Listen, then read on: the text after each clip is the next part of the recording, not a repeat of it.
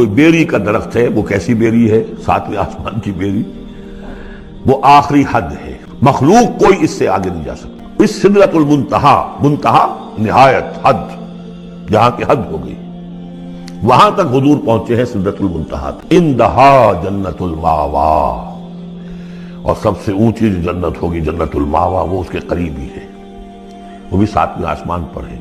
یہ تو درجہ بدرجہ ترقی ہوتی جائے گی نا۔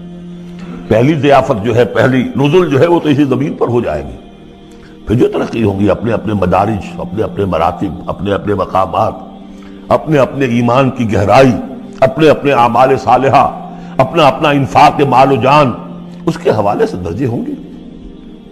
اندہا جنت الماوا اذ یغشی السدرۃ ما یغشی، جبکہ ڈھانپے ہوئے تھا اس بیری کو جو ڈھانپے ہوئے تھا۔ اب تمہیں کیا بتائیں کیا ڈھانپے ہوئے تھا، تم نہیں سمجھ سکتے۔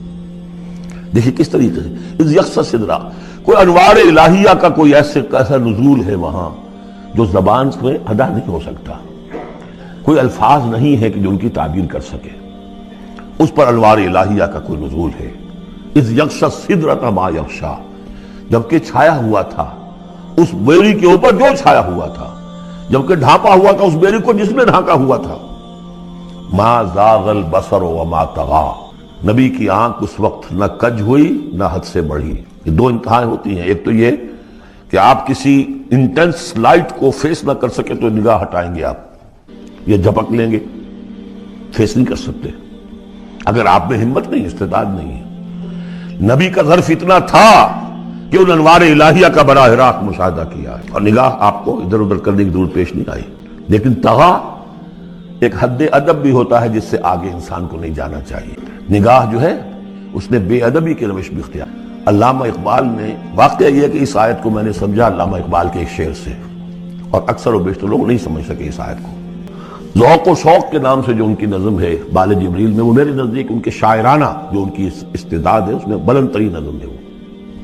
جہاں تک پیغام ان کا جو ہے امت مسلمہ کے لیے، اس کے لیے ابلیس کی مجلس شورا، وہ کلائمیکس ہے، اور وہ ہے بھی ان کے آخری زمانے کی نظم ہے، سن 36 میں انہوں نے کہی ہے۔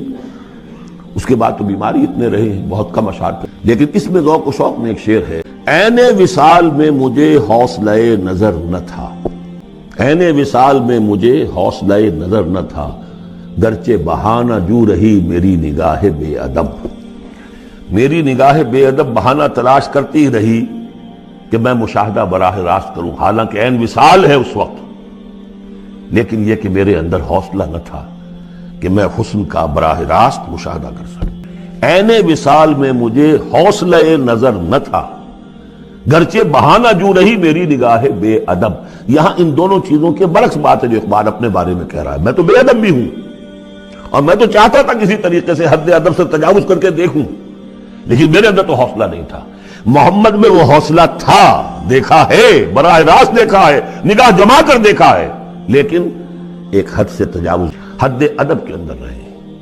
ما زاغ البصر وما طغی، لقد رأى من آیات ربہ الکبریٰ، دیکھا انہوں نے اپنے رب کی عظیم ترین، وہ تو اللہ کی عظیم ترین آیات کا ہے۔ اور اسی سے در حقیقت دلیل ہے ام المومنین حضرت عائشہ صدیقہ رضی اللہ تعالیٰ عنہ اور حضرت عمر رضی اللہ تعالیٰ عنہ کا جو قول ہے، شب معراج میں بھی حضور نے اللہ کو نہیں دیکھا، اللہ کی عظیم ترین آیت جو تجلی تھی اس وقت اللہ کی۔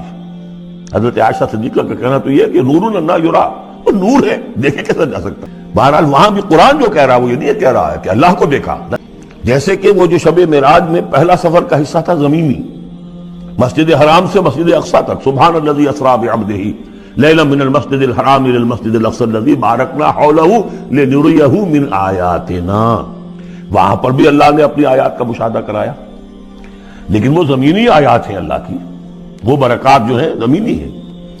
یہ تجلی جو ہو رہی ہے یہ ہو رہی ہے اس سدرۃ المنتہا پر، آخری حد ہے، مخلوق کی آخری حد ہے۔